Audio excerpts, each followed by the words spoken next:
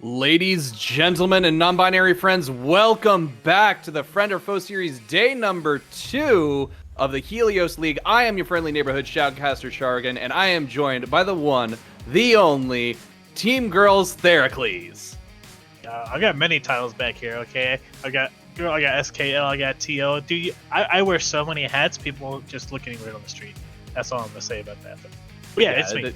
It's pretty much just stacked taller than I am without him putting them on his head. It's kind of crazy. It's pretty ridiculous. But hey, we got something exciting going on here. We've got two teams, both of them undefeated, so someone's going to be losing their undefeated title today. Terracotta Gaming, who we know are Art of War esports, followed by Friend or Foe's kind of staple in the trees. Both of these teams have kind of showed up this season and have just come out guns a-blazing. It's been a little ridiculous. I was super impressed by Terracotta's performance yesterday. Absolutely, they looked like leagues above where we left off at the end of Season 3. I'm very impressed. Not to mention their new pickup, Iron Tower. That performance on Ezreal yesterday was absolutely superb. I think it was like 11 or 12 and 2 or something like that. Just an absolute terror. It was absolutely monstrous. And in all honesty, putting him on a Caitlyn, a champion who does very well just by playing safe, I think is going to do absolutely fantastic for him. He's going to be able to get some, and you pair it up with a Braum, you're already got a very defensible bot lane that's just going to basically farm up, get strong, and then start wrecking face. While at the same time, INT have responded with a very aggressive Thresh and a Helios, so I'm going to be excited just to see how Kenny Hammer, Spike, and He Who Slops tend to pair up against this team. Yeah, I would have to agree with you there. I really like the Viego pick. You know, it's very spicy now. Viego's sitting in a fantastic spot, and like this, I think, is a new style that we're seeing from Boexplode, right? We've seen him on the Hecarim last season. You know, Sejuani was a staple. I think he pulled out a couple of Udyr games, you know, things like that. So seeing Boexplode, you know, put on his carry pants and step up, that's going to be an interesting dynamic. And I really hope it's like we could also see the Viego go mid, X Delta, you know, being a very strong substitute for them, not with all new yet. But X Delta we've seen him perform really well, especially in playoffs with their first match last season. So I like it. Yeah, and then just by looking at this, like, you got to abuse the Viego while you can, because there are some grumblings right now in the BBE of Viego getting hard nerfed in the upcoming patch, so you kind of got to be able to take advantage of what you've got right now. I do like the fact that he's using it to counter a Jarvan, who's, again, another duelist. And then as we look to the pickup of the Ryze, you were talking about a carry. Ryze is definitely a hard carry. Once he gets online, he starts putting out so much damage so quickly, and he can move his team around so fast with that Realm Warp that it's going to be really good getting them around the map, getting those really surprise ganks. But how do you think it's going to match up into this Victor lane? I mean, true. The Victor, I really like this pick coming out from Terracotta Gaming. They do need something that's going to be able to give them a lot of pressure in the late game, so I'm liking that pickup overall. But even more so over that, I think what we're going to be looking at is the synergy we saw between Cam and Jovi was insane. I think, you know, we saw Jovi on LeBlanc just scaring people away left and right, and the respect that had to come from him was fantastic. And the, you know, Boexplode and X Delta, I believe that they're very close as well. So my eyes are completely set on the mid lane. I think that adds all the excitement's going to be. And again, this is what we're looking for. The all-star jungler Boexplode, staple of season 1 FFF, coming against these up and comers. And you know, we saw a huge improvement yesterday. Let's see exactly how it stacks up in a previous setting. You're absolutely right. Although you talk about exciting, I'm going to be really excited to see Broccoli on this Camille, because that is going to be a really fun matchup, most likely against the Volibear, because I do believe that Volibear top is a little bit more common than J4 top at the moment. But even with that, it's going to be a really exciting thing, Broccoli getting his staple. As we kind of are looking at this, Terracotta's definitely got something to prove this season. I think that the last season's performance between the two teams separate was definitely kind of night and day. Like Team Spear was doing way better than Team Sword in terms of performance, but Terracotta has just absolutely come out guns blazing, and it has been absolutely fantastic to watch. Yeah, and you know, taking that time to intermix the two sister teams, you know, and decide this is a roster we like. So putting, you know, the best of all the worlds together is really good. You know, the Captain Riri definitely have some respect. Towards the end of season 3, kind of took himself off the roster, realized I think the better matchup is for the support to play. So I think that's something that we don't really talk about. But having that knowledge as like a team manager or captain to be able to make those calls, especially when you're one of the players, is definitely really commendable. And on top of that, yeah, I'll let you touch like the other topic. So go ahead and put your thought in. I was just gonna say, it's like as we're about to start getting ready here to hop onto the Rift, I do want to talk about predictions, because as we're looking at these two teams, I do think In the Trees has taken the very aggressive style and the very just try and get in your face, get a lot of fights, and do a lot of heavy aggro early. However, if you were to look at what Terracotta has drafted, they've drafted the exact opposite. They've gone very defensive, very much a hang back, poke you out, and try and deal as much damage as possible. So these are kind of two polar opposite teams. But in terms of who you think has the upper hand, where would you put that, Thero? Just based off of what I know, I like the line In the Trees has, but I think I'm going to give it to Terracotta Gaming. I really like the new dynamic they have, but more importantly, we've seen a lot of like team fighting front to back out of INT. This is a whole brand new flavor, in my opinion. You know, you've got the real strong split push from Camille playing for a little bit later in the game, and again, Bo Explode stepping off of the tank role into more of a carry. You know, we have no idea. This could work. This could be beautiful, but I think it's different from their style, which I think it might be if they aren't practiced enough, then we're going to be able to see that very clearly. Quite potentially. In my opinion, I got to give it to INT. Like, I love this hyper aggression, the hyper aggro. So I really got to give it to them. So let's go ahead and hop onto this Rift and see how it's going to play out. Okay, you think it's going to be a first blood, or sorry, do you think it's going to be an invade, or do you think we're going to do the standard 5 points? I think it might be, depending on how we see this. It's going to be the 5 points, I think. It's definitely, yeah, they're just going to go for that normal spread. Nothing too crazy, it looks like. You know, personally, I actually really like Helios because of what he brings to the game in terms of completely changing it, because he makes absolutely no sense. But he's just, as a champion, I think he's really interesting, and I've personally enjoyed him. Just kind of, I like the creative wackadoodle champions. So Gwen as well is another one that, as much as I hate her in game, I think is interesting, and so I'm really excited to see this Thresh of Helios lane play out. Yeah, true. I mean, Helios definitely is a very complicated champion, but honestly, I think Kenny Hammerspike's, you know, just micro ability and just understanding. We saw him pull it out in playoffs last season, and I think he showed a very competent understanding of the champion. So I'm really, you know, excited to see how he's going to match up against Iron Tower. Again, super strong performance from Iron Tower yesterday. So these might be the 280 carries in the league to watch, as well as Alka.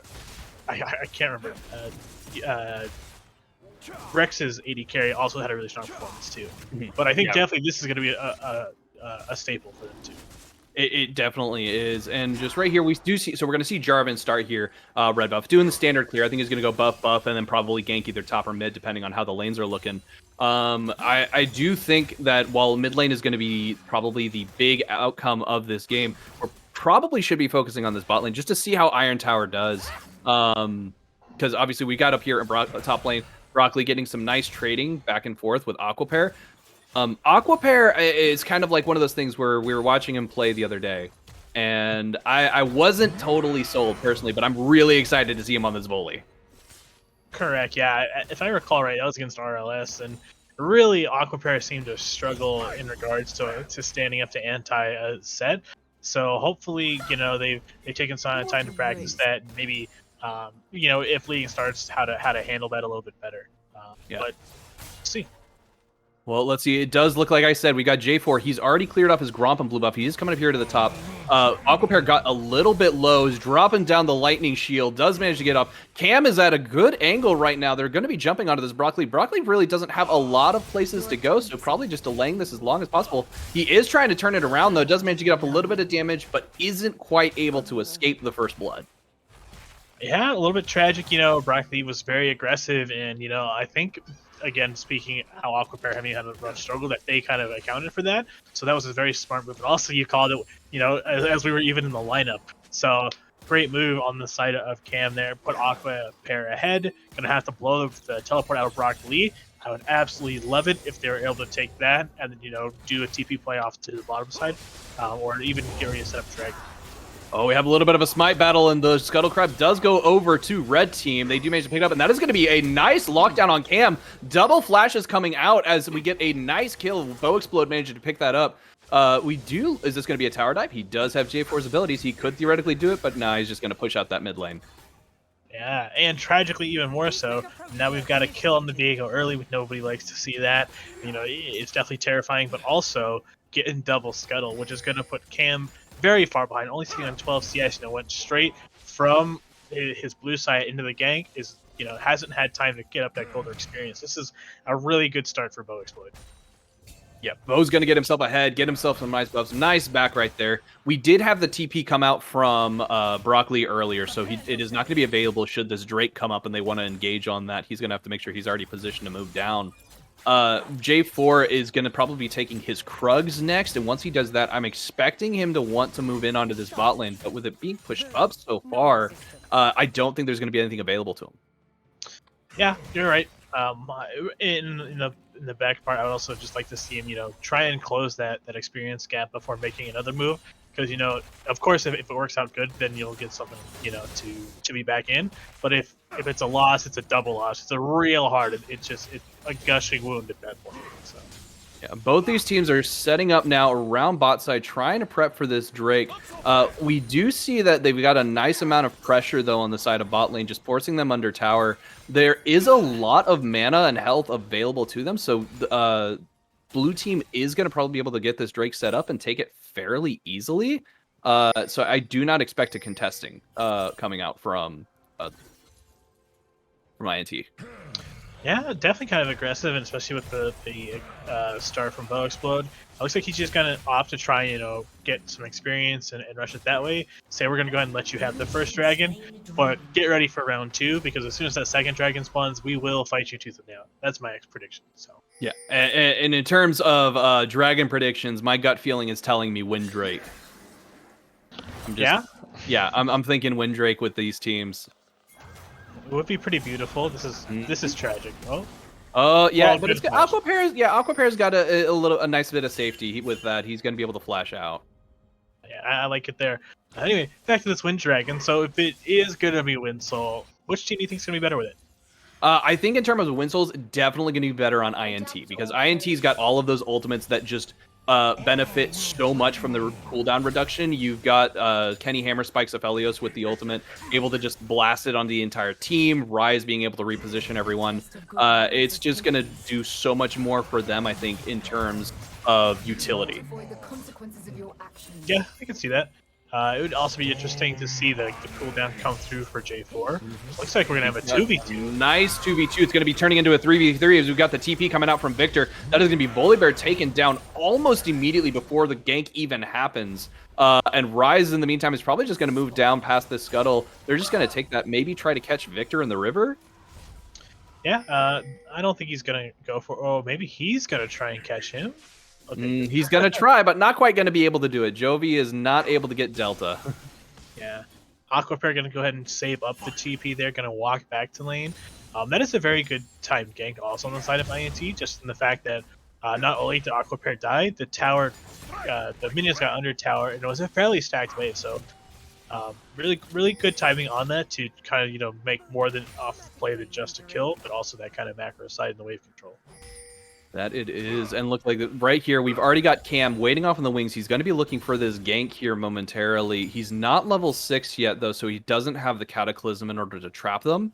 So it's probably he's just going to have to end up backing off as they just end up leaving. Yeah, and definitely kind of stepping forward all of a sudden.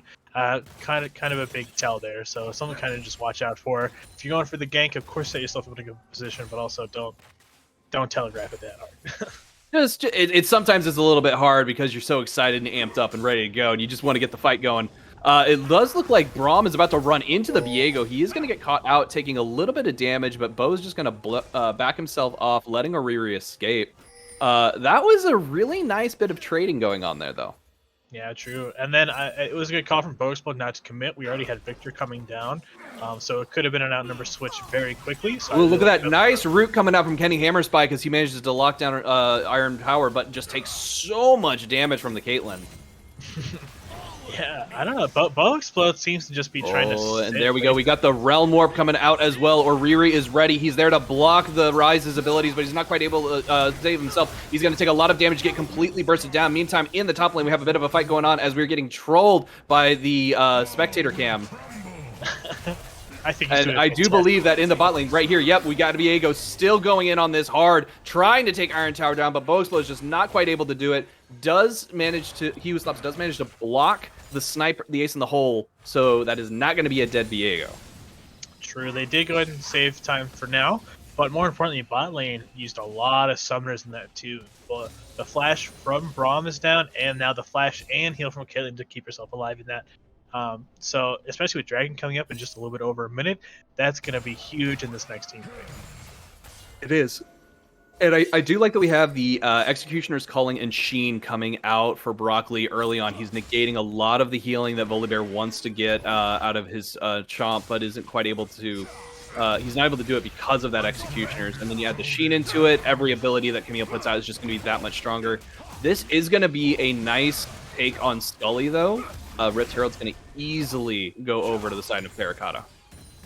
Yep, correct. Even though INT's up in kills right now, the gold lead is still pretty sustainable, just a little bit over a K, and that Rift Herald is going to go ahead and be able to even that out if it's used in the correct way.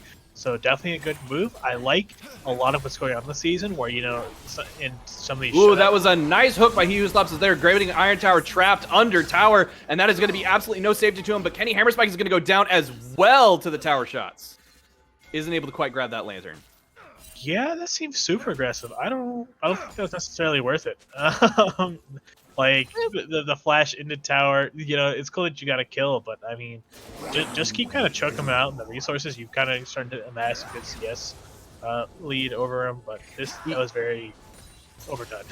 It was overly aggressive. I think a little bit more of an asserting dominance play. I do think that it was the right call though from Kenny. Just managing to, he wasn't able to get the heal off to save himself, unfortunately. But that there are no summoners available for bot side for the next couple of minutes anyway, so I do think that is their advantage. Yeah. Right now, with this Drake fight, though, this is where things I think are going to start heating up. Correct, yeah. Like I said, the first dragon was given over, but I don't expect that to be the case for number 2.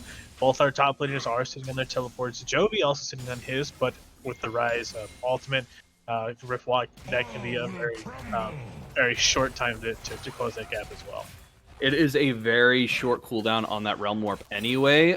We do have them kind of already set up for that Drake. We're trying to get some pressure in the bot side. Broccoli has managed to get the top lane pushed under his turret, get himself some easy farm, but that's going to allow Aquapair to rotate mid. They're probably going to try and shove this mid wave in just so that they can get that Mountain Drake even easier. Yeah, I could see that too. But of course, the X factor that we still haven't seen used yet. What's Cam looking to do with that Rift Herald there, you know? Looks like he's kind of hovering around the bot side, you know, looking to make him play off mid or bot, but also INT kind of making sure that if that has a move they're going for, they're going to get punished for it by controlling the wave and the vision currently on their side. Yep, we got Iron Tower trying to take out that control ward so they can get some vision on this Drake. Aren't quite able to do it. He Who Slaps throwing out the blind hook, not able to make a connection. So no death sentences carried out just yet. Yeah, this is the building anticipation right here. You know, the two-step up, but it looks like we're going to go for the dragon. Let's see how it goes. Exactly. We have the Drake started up, but there's nothing they can do to take it as they just completely shred the dragon and take it down. Yeah, absolutely. Just a fantastic job on INT getting there first, you know, being able to control the area, and that vision shutout was definitely just a huge key part of that. Looks like we were looking to make a Rift Herald play, kind of sitting on it, kind of playing with the idea. He's going to choose instead, though, to take the use of that Empowered Recall, which is something that is very underappreciated. Nice trap placement by Caitlyn as well, trying to get them caught just next to tower because they're hugging it so tightly. He Who Slaps looking for that angle, looking for that hook. Not quite able to see it as we have the bot lane for Terracotta Gaming just back itself off. Yeah, just gonna go ahead and chill out for now. Looks like you were right again. It is gonna be Winsol, so I don't know what you're doing. Are you? You know something I don't? Is Chris giving you the script well before I am? Like I'm not Well, sure what's you happening. see, when you're a time traveler from the future, I have no evidence to deny that. So I guess over your closet. Is there a machine in there? there is no machine. It's a wristwatch computer that I stole off of a very handsome captain. Okay.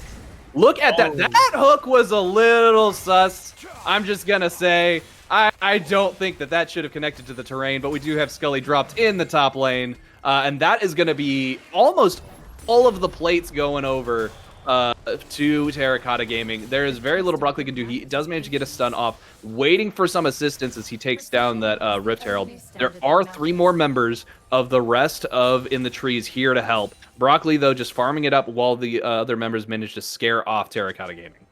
Yeah. It looks like they were there to respond if it got a little messy, but definitely a good move to back off. Beautiful rotation for INT to follow up.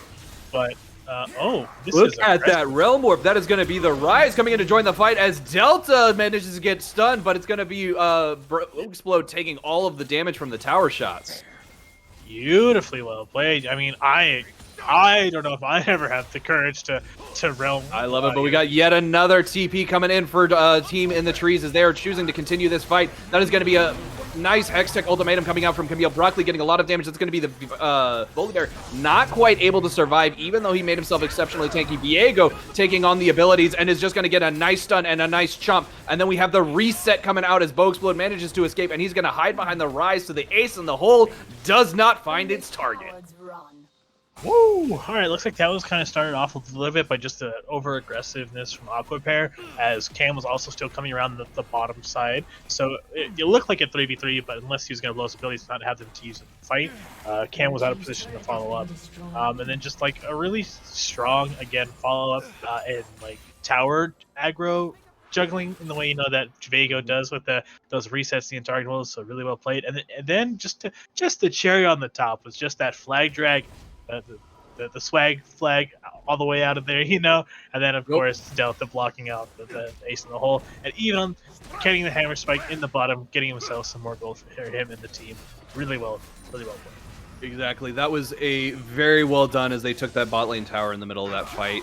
With that, we're going to have probably yet another clear. Jarvan's going to take this red buff here, and I think he's you know that Oriri and the rest of Terracotta are a little bit on the back foot right now, that their defensiveness has just kind of played against them. They haven't been able to be aggressive enough to respond to In the Trees' just overall power, and they're just basically ready to continue this fight under turrets.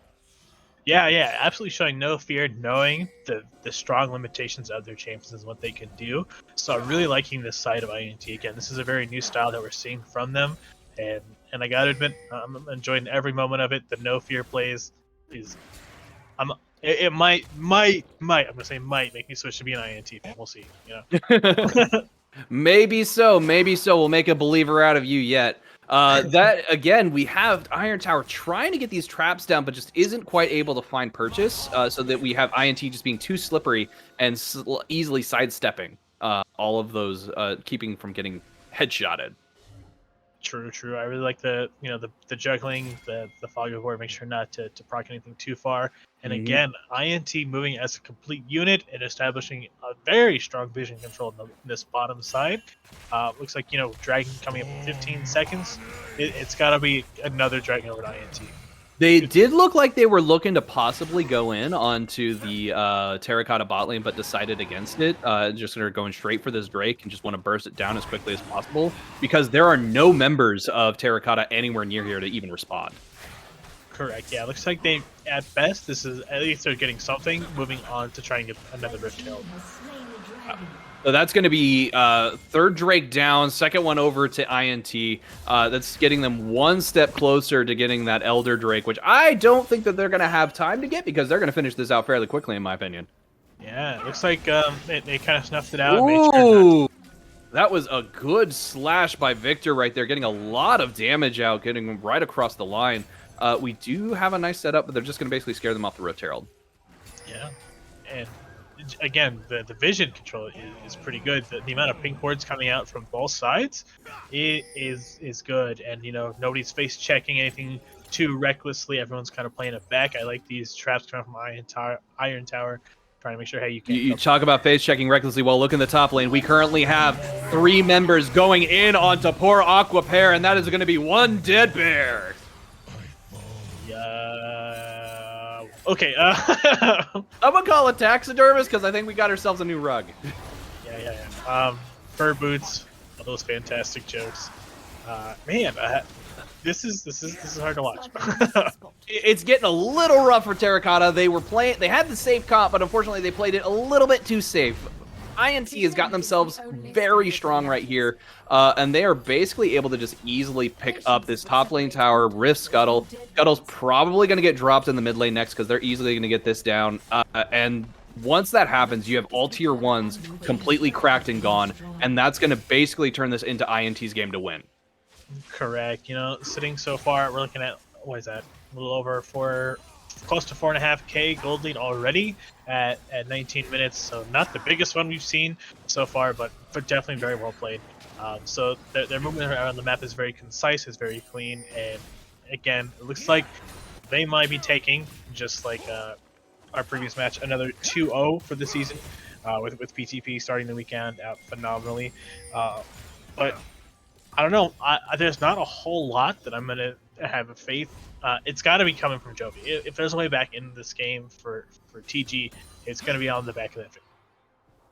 Yeah, it's going to be off of Jovi, and that's really what this Victor's got to do. He's got to get the nice stun off. He's got to be able to drop it onto that back line to keep a Helios from actually able to put out any damage, and that's going to allow Iron Tower to start getting off some auto attacks and headshots, but at the same time, if you have Viego and the rest of the team just diving you under tower, there's really nothing you can do to stop it as you just get completely decimated.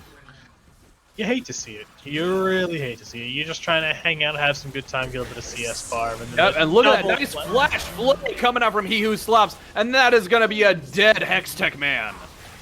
No mercy. Like, blood in the water. We don't, not after last season, all right? They lost one championship there, said not that right there, and once again, you have Brock Lee, Aqua Pair trying to put up a fight, but there's just nothing he can do as this Camille just has way too much damage for him to even show up. No. They dropped Rift Herald, and now they're immediately flipping that onto the side of a Baron pickup right away.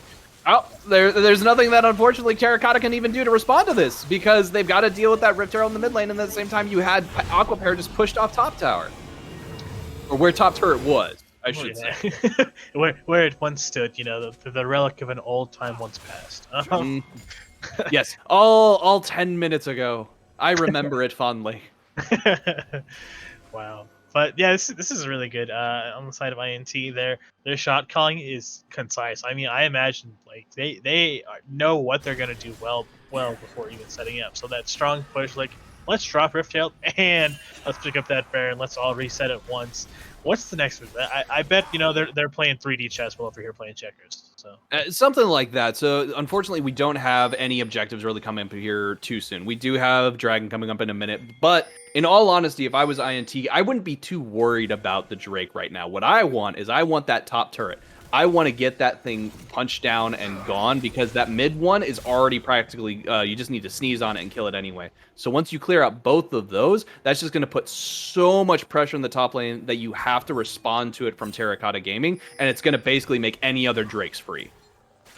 That's true. Yeah, if you can get some supers in there and make sure that someone has to stay up there. They do have, both sides have double TP, so there is potential to play with that a little bit. We do have a Helios kind of trying to do a little bit of a sneaky deaky on the Volley Bear, who's trying to do the sneaky deaky as well. The whole team is basically, it's kind of funny, pincering on this Drake right now. Well, in the meantime, we've got Brock Lee with TP, so he is able to join this fight should he need to, pushing into this top turret. Yeah, looks like they got double pressure, one going down mid, one going down top. Looks like they might opt to either, take a 2-man or a steal. You do have a trying to get that. The Drake does go down, but you have the rest of INT going in on this Delta doing so much damage, but Aqua Pair managing to pick up the shutdown. But the death sentence is going to come out, and that is going to be Dead Bear once again, as we just go and make ourselves a pair smoothie, and that is going to be 3 turrets down for 1 dragon. Yeah, definitely an incredible trade. It looks like they followed your advice. Like, hey, we don't mind giving this dragon up because we're gonna get so much more somewhere else. Exactly. He who stops getting a nice hook onto Oriri, just disrupting him, keeping him from being able to do anything else. And it's like I said, at this point, it is INT's game to win. Yeah, something I am loving out of Aqua Pair. Despite being 0-3, and even I said it yesterday with the matches in anti, like I'm still not sold. Like there's, I think, a dimension in all these fights where he still might win them. So he's coming close. I don't know if you noticed that hook right there coming out. That is a nice TP to basically allow the Baron to just finish off this turret, and that is going to be a jump onto there. The Hextech Ultimatum coming out, and that is going to be Broccoli caught out behind the inhibitor. There's nowhere for him to go. We do have Delta able to avoid the Braum ultimate. He's not going to actually end up getting knocked up by it, so he's able to get his damage out. We have to have Golden Jovi in order to survive that, but it's not going to matter as Golden Delta is the winner of that fight. Yeah, I just love it when the players know that we're watching and they got to give us the mastery flash or the emote. So, well played, Delta. He thought he had a trap card, but really he fell for yours. And let's not forget that Aquapair almost died to minions just there, giving over a double kill.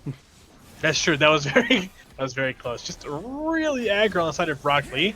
Like he gets clipped by the death ray, and then goes, "Oh, I did not expect that to do that much," but I'm already leaping onto him with ult. So. Whoops. Yeah, I'm committed. I gotta do this. So, all right, and right there we have Thresh. That is a lot of jungle camps gone for the side of Terracotta, as INT has just managed to completely clear out that top side jungle. That is a lot of gold lost for TG, and in my opinion, I don't really see that there's a way for them to come out of this. Correct. Yeah, I would have to agree with you. We are sitting at the 10k gold deficit. This is usually the time that the matches is decided. Not always. We have seen a couple slips in the past before, but I would say that we're at the point now where teams have had so much time to compete over multiple seasons that it's way less likely that they know how to close out a game, and they don't make the same mistakes that we've seen. I'm thinking of a game off the top of my head that I saw in the LCS where C9 was in a very similar position. They had top inhibitor basically cracked. It was open for them to take, and then they ended up losing a 10k gold deficit, or 10k gold overhead. True. So I do believe that this is a scenario we have seen play out in pro play. Yeah, anything is possible. We are not plagiarizing the LCS, people. Just want to make that clear. Just saying. Not yet. Our script is different. Almighty Chris Sungo. Oh, that was a nice hook, getting out the Guardian from Oriri, basically negating a lot of Braum's defensive abilities right now. I do like the trap placement right there. Look at that. Yet another death sentence. He who sleeps is basically just smacking him in the face with that whip. And at the same time, we have Broccoli, so they're just disrupting the mid lane, just trying to get that down. Broccoli does take the bot lane turret, opening up yet another inhib. This is going to mean so much pressure just coming from the minion waves. And that is going to be a flash coming out. An ultimate from Kenny Hammerspike is going to get a double root on Aquapair and Oriri. That is going to be a nice jump. We've got the Volibear trying to do a lot, trying to be tanky, but he's just not strong enough as INT just puts out so much damage. They're going into this Realm Warp, into the back line, just jumping right on top of the Victor, just completely wrecking face. Viego is doing a lot as well, just running around here, going over to the minions, but at the same time, they have basically shoved the entirety of Terracotta into their fountain. Yeah, with Nexus turret still up, by the way. Yeah, for now. I don't know if they want to fight. I think that they do. They want to fight. They want to get this down. Look at that. We got the Cataclysm coming out, and that is going to be Bow Explode, getting a yet another knock up onto Jovi. Jovi trying to get back into the fountain, but the heals are not going to be enough for him there. We got Broccoli hovering on the edge of those steps, not managing to trigger the actual laser cannon. And we have Delta right now getting off the route, going gold and avoiding everything. This is absolutely ridiculous as we have the rest of INT just basically shredding the Nexus. What was that final fight? I don't know if you call that a fight. It seemed very one-sided, but absolutely brutal on the side of INT. Way to close it out, having that pressure on Camille, and then as soon as Jovi responds, just walking straight up, pushing them all back into the same spot, collapse, and saying, no, not two. We're taking your whole team, and actually, while we're here, let's just go ahead and take that Nexus. That was crazy.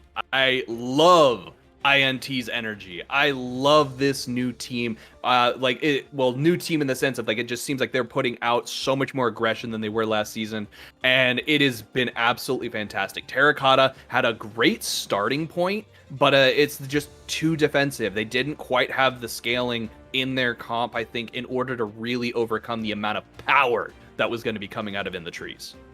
Yeah, I couldn't agree more. Look at that Rise damage. Just an absolutely dominating performance by X Delta. Just really well played. Glad to see you back here on the FOF stage. Glad that we get to see some games out of you this season. Really hype. And just, again, this was just an absolute new style that I think we've seen from INT. So watch out, teams. They don't have just one play, and they've got many tricks up their sleeves, and they're coming for you. They really do, and I'm excited to see what comes next. So with that, we're going to take a quick break, and we've got an interview coming up, folks. Stick around, because we've got one more game left in today's Helios League.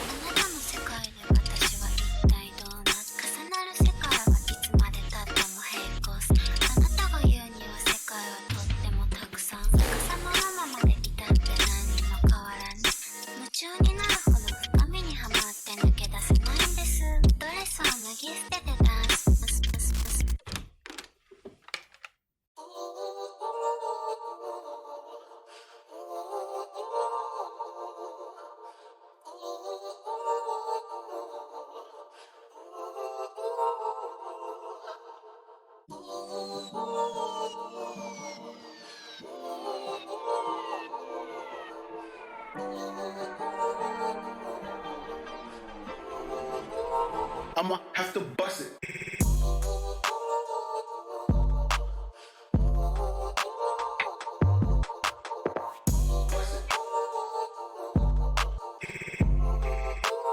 I'ma have to bust it.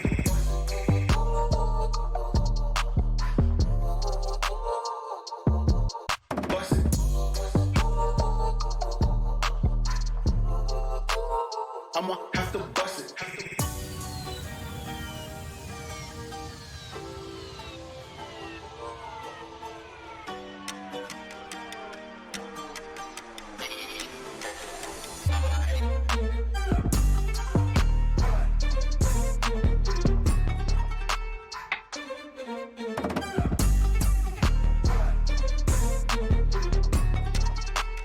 I'ma have to bust it.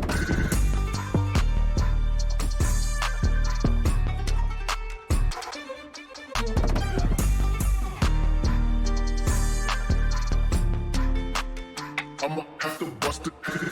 Bust it, bust it, bust it. I'ma have to bust it. Bust it, bust it, bust it.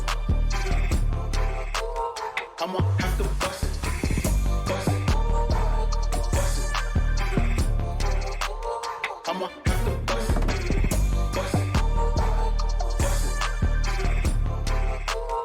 I'ma have to bust it. Bust it, bust it. I'ma have to bust it.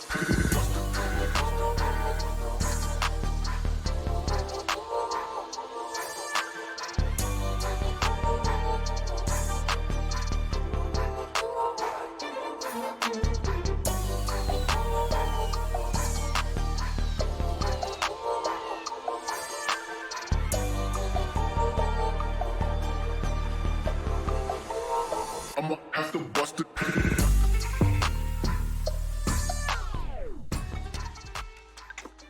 Welcome, friends. It's Chris Edgeworth again for our second interview of today. I am joined by He Who Slops from Victorious in the Trees, who are advancing 2-0. Not our mid laner on Rise, but our Victorious support nonetheless. Talk to me a little bit, if you would, about returning to the league, He Who Slops. You folks are a perennial favorite in this league. You've shown off excellent in this first week here with the 2-0 week. What was it like preparing for this season? What were your thoughts coming into this? Afternoon, Edgeworth. I'm happy to be here. In regards to preparing for the league, me and my team have played several seasons already, and we talked about last season about participating in this league as well. We were stoked for it. We were happy to be here, and being here again is absolutely no issue for any of us. So, some of us, all of us, prepared to be here. Changed our schedules, changed our schooling so that we can practice and participate without any real logistical issues as we faced in the past. I really like how overall it sounds like you folks were preparing for the season not by needing to grind super hard. I'm sure you folks prepared, but actually literally clearing the time from your schedule to make sure that you folks had the opportunity to show up for these matches and remind these folks who is the actual king of this league. Or returning champions of this league, so to speak. Talk to me a little bit, if you would, about this game coming in, the draft that you folks put together. What were your thoughts going into this particular game? We sized up our opponent and identified that they like a particularly aggressive playstyle, like diving. So we drafted accordingly and chose to instantly lock in a Thresh of Helios pick. Helios is, in our eyes, a very defensive ADC, very capable of punishing those who dive in, and Thresh complements that very well, especially with the Lantern, with Cook, with all of the options that we have together here. In regards to the rest of the team, we drafted around it. We drafted what we could in order to maintain a strong mid game so that we could transition into a push through middle to a victory. Now, let me ask you a little bit about this, because as you say, you picked up this Thresh Helios lane. Helios needs Thresh to be that third summoner spell, so to speak, on a lot of this. But also on the other side of this angle, of course, when it comes to this organized play structure, we look at a lot of the team synergy, especially the importance of this jungle support synergy. So if I can get you to touch on, you were on the full caddy duty with the Thresh. We saw Kenny get a little hyphy sometimes with the flash roots, which was good to see when you see that aggression from ADCs. But what was your thoughts as a support? Playing with Bo, who has typically been a perennial, I won't say a Sedge one trick, but I would say a team player in regards to that CC and being what his team needs. What was it like being in this game, playing the CC, playing the caddy while you have a Helios to care for and you have a Viego going ham on the map? That's a very interesting point you brought up. Thing is, we've always actually attempted to expand our horizons and start playing with carry junglers. That's always been a bit of an issue for us personally. This Viego is actually not something that we are very much used to, though we spend a lot of sprints, a lot of practice time attempting to get that together. Thresh, with his actionable ability that he supplements to his team with Lantern being admittedly a quite busted ability, supplements that very well. So caddying around this Viego, as you put it, was part of the role, part of the pick, part of the entire purpose of having a Thresh on team along with the Viego. Just sort of to supplement the scaling that we have with the Helios and the Rise. A lot of scaling on this team, and we play towards that out. Yeah, of course, and it showed up in this, as we, obviously the W is on the board, but as you say, it's interesting that you're willing to admit, as a team, that this has been a struggle for you. Bo has been an extremely capable player in this league overall, for sure. But just to point out, hey, this hasn't been something we've been able to be able to succeed in the way that we expect to be able to succeed on these types of champions. And then, to the game that you just played, Bo is very capable on this, and not to mention the fact that I think you folks were able to play well around having a different style and a different energy coming out of the jungle in this game. So tip of the hat to Bo, of course, but also shouts out to the rest of the team, of course, for being able to adjust. And as we come into this new season, that's going to be extra important. So this is a big win for In the Trees, a big 2-0 weekend for In the Trees, and we are happy to see that, and gratitude to you as well, Hugh Slops, for this interview. Before we step away, before our game 4 of today, any final thoughts before we step away? We are trying our best to maintain as high of a KDA as possible on our X Delta. So that's a bounty, and I want you all to try and destroy it. Thanks and please and thank you. All right, it looks like In the Trees is permanently on that protect Mr. President angle. So let's see if we can keep the KDAs high on In the Trees. They're setting their sights high on the season. It'll be very exciting for Helios. Thanks again, Hugh Slops, for this interview. Appreciate it a lot. Congratulations to In the Trees. But folks, we do have one more game coming up, so don't go anywhere. We'll be right back after a short break.